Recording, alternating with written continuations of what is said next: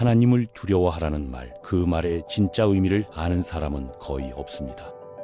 우리가 진짜로 두려워해야 하는 건 하나님일까요? 아니면 하나님을 오해한 우리의 마음일까요? 하나님을 두려워한다는 말 속에 사실은 하나님의 깊은 사랑이 숨겨져 있다는 걸 아시나요? 당신이 알고 있던 하나님을 두려워하라는 말, 그 뜻이 완전히 달라질 겁니다.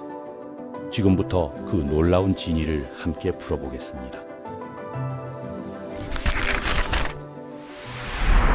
하나님에 대한 올바른 경외심이란 무엇일까요? 이것은 단지 예의상 보이는 공손함이나 형식적인 존경이 아닙니다. 그것은 하나님의 본질과 속성을 깊이 깨달을 때 자연스럽게 우러나오는 경외감이며 동시에 그분의 사랑과 은혜에 대한 감사함이 어우러진 복합적인 감정이에요. 요한계시록 1장 17절을 살펴보면 사도 요한이 부활하신 예수님을 직접 목격했을 때의 반응을 볼 수 있어요. 내가 그를 보고 그의 발 앞에 엎드러져 죽은 자 같이 되었노라고 기록되어 있습니다. 요한은 예수님과 3년간 함께 생활했던 가장 가까운 제자 중 한 명이었어요. 그런 그가 영광 중에 나타나신 예수님을 보고 완전히 압도당해 쓰러진 거죠. 이때 요한이 본 예수님의 모습은 어떠했을까요? 성경은 그분의 얼굴이 해가 힘있게 비치는 것 같았고 음성은 많은 물소리 같았으며 눈은 불꽃 같았고 머리털은 하얀 양털 같았다고 묘사합니다. 이는 인간의 감각으로는 견디기 어려운 압도적인 영광의 현현이었어요. 태양의 빛을 생각해 보세요. 지구에서 1억 5천만 킬로미터나 떨어진 태양의 빛도 우리에게 이토록 강렬하게 느껴지잖아요. 만약 태양 앞에 직접 선다면 어떨까요? 그 빛의 강도를 인간이 견딜 수 있을까요? 요한이 경험한 것이 바로 그런 상황이었습니다. 창조주의 영광이 피조물인 인간에게 직접 나타났을 때의 압도적인 경험 말이에요. 나이아가라 폭포의 물소리를 들어본 사람이라면 그 엄청난 소음을 기억할 거예요. 수천 톤의 물이 떨어지며 내는 그 소리는 귀를 막아도 온몸으로 느껴질 정도로 강렬하거든요. 예수님의 음성이 바로 그런 위력을 지니고 있었던 것입니다. 이는 단순한 인간의 목소리가 아니라 온 우주를 창조하신 분의 음성이었어요. 그런데 흥미로운 것은 예수님께서 쓰러진 요한에게 하신 첫 번째 말씀이었습니다.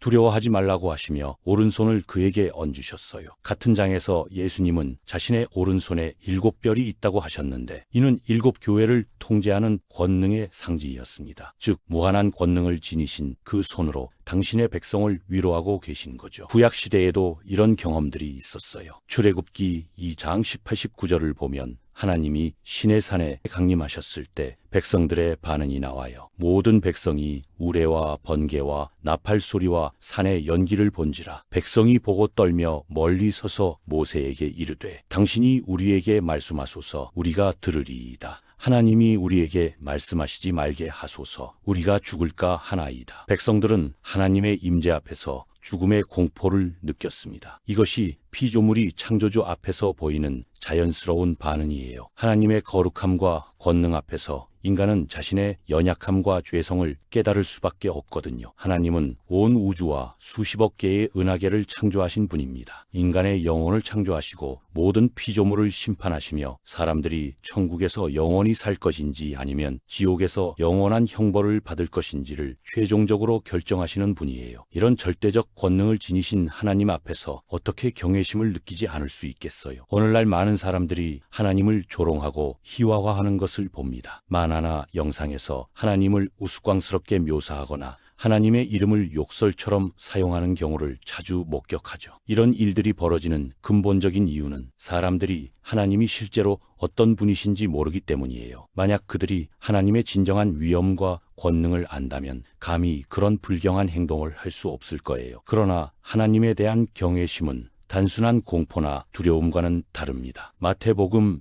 6장 9절에서 예수님은 제자들에게 기도하는 법을 가르치시면서 하늘에 계신 우리 아버지라고 부르라고 하셨어요. 여기서 중요한 것은 하나님을 아버지로 인정하면서도 동시에 그분이 하늘에 계신다는 사실, 즉 우리보다 높으신 분이라는 것을 기억하라는 점입니다. 진정한 경외심은 이 두 가지 측면의 균형에서 나와요. 하나님은 우리가 두려워해야 할 만큼 위대하고 거룩한 분이시지만 동시에 우리를 자녀로 입양하여 끝없는 사랑으로 사랑하시는 아버지이기도 하거든요. 요한이 쓰러졌을 때 예수님이 그를 일으켜 세우며 위로하신 것처럼 하나님의 권능은 우리를 파괴하기 위함이 아니라 보호하고 사랑하기 위함입니다. 하나님에 대한 올바른 경외심의 두 번째 특징은 그것이 우리로 하여금 악을 미워하게 만든다는 것이에요. 잠언 8장 13절은 여호와를 경외하는 것은 악을 미워하는 것이라고 명확히 선언합니다. 이는 하나님을 경외하는 마음에서 자연스럽게 나오는 결과죠. 왜 그럴까요? 하나님은 절대적으로 거룩하고 의로우신 분이기 때문에 모든 죄와 악을 심판하실 수밖에 없어요. 그런데 문제는 모든 인간이 죄인이라는 사실입니다. 동시에 하나님은 사랑이 많으신 분이어서 사람들에게 구원의 기회를 주고 싶어 하셨어요. 그래서 예수님을 보내어 우리 죄의 형벌을 대신 치르게 하신 거죠. 로마서 1장 18절은 죄에 대한 하나님의 태도를 분명히 보여줍니다. 하나님께서는 죄에 대해 완전한 진노를 품고 계세요. 그렇다면 하나님의 자녀인 우리가 하나님의 사랑과 은혜를 받았다면 죄에 대한 하나님의 마음도 함께 받아야 하지 않겠어요? 우리는 종종 죄를 합리화하고 스스로를 설득하죠. 하지만 하나님을 진심으로 경외한다면 그분과의 관계를 방해하는 것들에 대해 슬퍼하고 멀어지고자 하는 마음이 생길 거예요. 그럴 때 우리는 조금씩 하나님의 마음에 더 가까워지게 됩니다. 물론 여기서 분명히 해야 할 것은 우리가 미워해야 하는 것은 죄와 악이지 사람 자체가 아니라는 점입니다. 하나님도 죄는 미워하시지만 죄인은 사랑하세요. 우리도 마찬가지로 악한 행동은 미워하되 그 행동을 하는 사람들은 하나님의 사랑으로 대해야 해요. 하나님께서 교만을 미워하시는 데는 이유가 있어요. 교만은 이기심으로 이어지고 결국 하나님과의 관계를 파괴하기 때문이죠. 마찬가지로 모든 죄에는 그것이 해로운 이유가 있습니다. 하나님을 경외하는 마음이 있다면 하나님께서 보시는 것과 같은 방식으로 악을 보기 시작해야 해요. 그리고 만약 우리가 이것을 올바르게 한다면 죄에 대한 혐오감을 갖게 될 거예요. 바로 그러한 죄악된 행동들이 우리가 사랑하는 예수님으로 하여금 상상할 수 있는 가장 끔찍한 죽음을 당하게 한 원인이거든요. 하나님에 대한 경외심의 세 번째 특징은 그것이 우리의 인간관계에 영향을 미친다는 것입니다. 사도행전 9장 31절을 보면 그리하여 온 유대와 갈릴리와 사마리아 교회가 평안하여 든든히 서가고 주를 경외함과 성령의 위로로 진전하여 수가 더 많아지니라고 기록되어 있어요. 초대교회가 하나님을 경외했기 때문에 교회가 더욱 견고해졌고 그들이 보여준 평안과 능력은 주변 사람들의 관심을 끌었어요. 그 결과 더 많은 사람들이 교회의 일원이 되고 싶어 했고 교회는 성장했죠. 즉 하나님에 대한 우리의 경외심은 우리의 행동뿐만 아니라 사람들과의 관계에도 영향을 미쳐야 해요. 보통 사람이라면 자신을 죽이려는 사람을 기꺼이 죽였을 거예요. 하지만 다윗의 하나님에 대한 관점은 그가 사울을 보는 방식에 영향을 미쳤고 결과적으로 그는 사울을 살려두기로 결정했습니다. 마찬가지로 우리가 하나님을 보는 관점은 우리가 가족, 친구, 심지어 우리를 미워하는 사람들을 보는 방식에도 영향을 미쳐야 해요. 결국 하나님은 모든 사람을 사랑하세요. 그렇다면 우리는 누군가와 상호작용할 때 하나님께서 그 사람에 대해 어떻게 생각하시는지 고려해야 해요. 하나님을 경외하는 마음은 우리로 하여금 모든 사람을 하나님의 피조물이자 사랑의 대상으로 보게 만들어요. 네 번째로 하나님에 대한 경외심은 사람에 대한 두려움보다 우선해야 합니다. 마태복음 10장 28절에서 예수님은 몸은 죽여도 영혼은 능히 죽이지 못하는 자들을 두려워하지 말고 오직 몸과 영혼을 능히 지옥에 멸하실 수 있는 이를 두려워하라고 말씀하셨어요. 여기서 우리는 하나님에 대한 또 다른 엄중한 진실과 마주하게 됩니다. 하나님은 사람들을 지옥에서 멸하실 수 있는 권능을 가지고 계세요. 어떤 사람들은 이것이 잔혹하다고 생각할 수 있지만 사실 이것은 완전히 공정한 일이에요. 성경에 따르면 우리는 모두 죄인이며 모두 마땅히 벌을 받아야 할 존재들이거든요. 하지만 하나님은 사람들을 위해 지옥에서 벗어날 길을 만들어주셨어요. 사람들이 예수님께서 자신들의 죄를 위해 죽으셨다는 것을 믿는다면 지옥의 형벌을 피할 수 있습니다. 많은 사람들이 지옥을 사탄의 영역으로 천국을 하나님의 영역으로 잘못 생각하는 것 같아요. 하지만 현실은 천국과 모두 하나님께 속해 있다는 거예요. 요한계시록 1장 18절에서 예수님은 자신이 사망과 음부의 열쇠를 가지고 있다고 말씀하셨어요. 그리고 요한계시록 20장 14절에서는 사망과 음부가 불못에 던져지는 것이 둘째 사망이라고 하셨습니다. 즉 예수님께서 누가 지옥에 가고 누가 불못에 가는지를 완전히 통제하고 계신다는 뜻이에요. 이 진실을 인정하는 것은 상황을 객관적으로 볼 수 있게 해줘요. 사람들이 우리에게 할 수 있는 일에 대해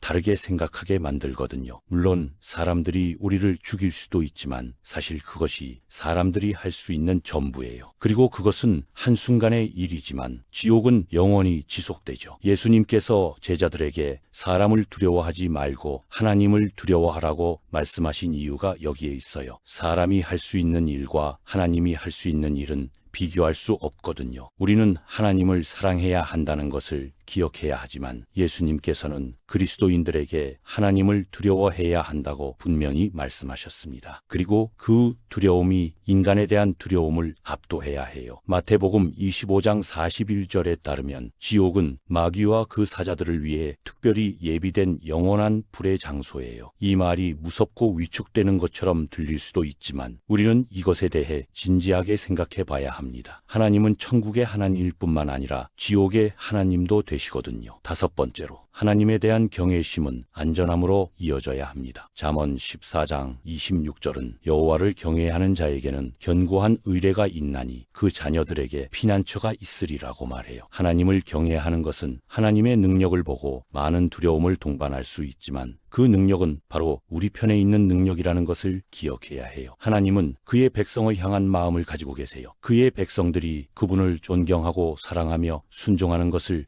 중요하게 여길 때 하나님은 그들과 함께 하시며 그들에게 필요한 모든 것이 되어주십니다. 사랑의 한 가지 특징은 사랑하는 사람이 그 순간 필요로 하는 것이 무엇이든 되어주는 거예요. 이스라엘 백성들이 이집트인들로부터 구출이 필요했을 때 하나님께서는 그들에게 구원자를 보내시고 해방시켜 주셨어요. 다윗이 적들로부터 보호가 필요했을 때 하나님은 그에게 승리를 주시고 함께 싸울 용사들을 주셨습니다. 사람들이 죄로 인해 지옥으로 가는 길에 있었을 때 하나님은 그들을 구원하기 위해 아들 예수님을 보내시고 예수님을 통해 천국에 갈 수 있는 길을 마련해 주셨어요. 그렇습니다. 하나님은 하나님이시고 그분의 엄청난 능력 때문에 두려워해야 할 뿐이에요. 동시에 하나님께서는 바로 그 능력을 사용하여 그분을 사랑하는 사람들을 위한 피난처와 안전한 곳을 만들어 주십니다. 그러므로 우리는 하나님을 두려워해야 하지만 동시에 하나님의 능력이 우리를 위해 무엇을 해주셨는지도 기억해야 해요. 하나님의 능력을 통해 우리는 천국에 대한 소망을 갖게 되었고 하나님의 끝없는 사랑에 접근할 수 있게 되었으며 우리를 대적하는 모든 것을 이겨낼 힘을 얻었어요. 이것이 바로 하나님을 경외하는 마음이 가져다주는 안전함입니다. 마지막으로 하나님에 대한 경외심은 생활 방식이 되어야 해요. 잠언 23장 17절은 네 마음으로 죄인의 형통을 부러워하지 말고 항상 여호와를 경외하라고 말합니다. 여기서 중요한 것은 주님을 경외하는 마음이 항상 가져야 할 것이라는 사실이에요. 토저는 이렇게 말했습니다. 우리가 하나님에 대해 생각할 때 우리 마음에 떠오르는 것이 우리에 대한 가장 중요한 것입니다. 우리가 하나님을 절대적으로 거룩하고 전능하며 완전히 의로우시고 완벽하게 지혜로우시며 무한하신 분으로 이해한다면 우리는 마땅히 하나님을 경외해야 할 거예요. 그리고 그 경외심이 하나님 말씀의 진리와 결합될 때 그 두려움은 위로로 바뀝니다. 이 세상에 필요한 것은 주님에 대한 경외심이에요. 그리고 이것은 단지 믿지 않는 사람들만을 위한 것이 아니라 모든 곳의 그리스도인들이 우리 하나님이 경외해야 할 뿐이라는 사실을 인정해야 해요. 하나님을 올바르게 경외하는 마음은 죄를 피하게 만들고 사람들을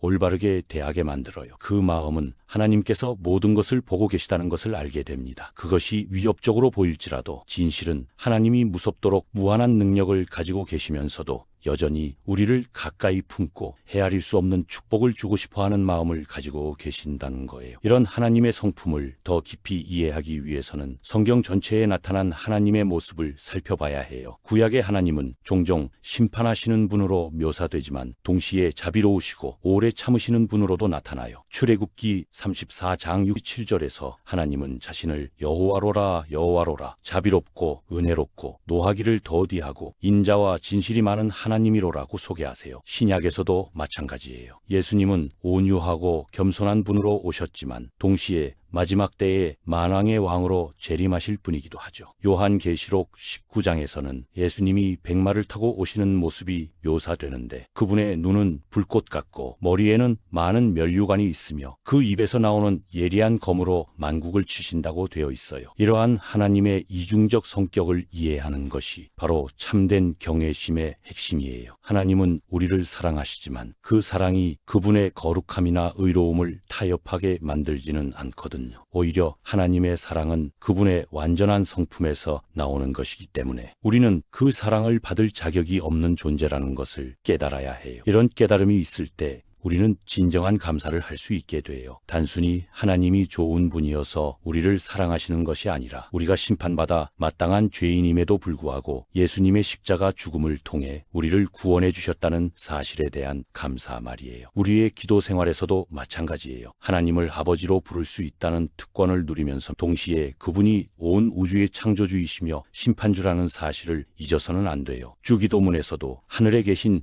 우리 아버지여 이름이 거룩히 여김을 받으시오며 라고 시작하잖아요. 친밀함과 경외심이 함께 어우러져야 한다는 거예요. 이러한 하나님에 대한 경외심을 통해 우리는 더욱 성숙한 신앙인으로 성장할 수 있어요. 하나님의 위대함과 거룩함을 인정하면서도 동시에 그분의 사랑과 은혜를 경험하는 균형 잡힌 신앙생활을 할 수 있게 되죠. 그리고 이러한 경외심이 우리의 삶 전체를 변화시켜 하나님께 영광을 돌리는 삶을 살 수 있게 될 거예요.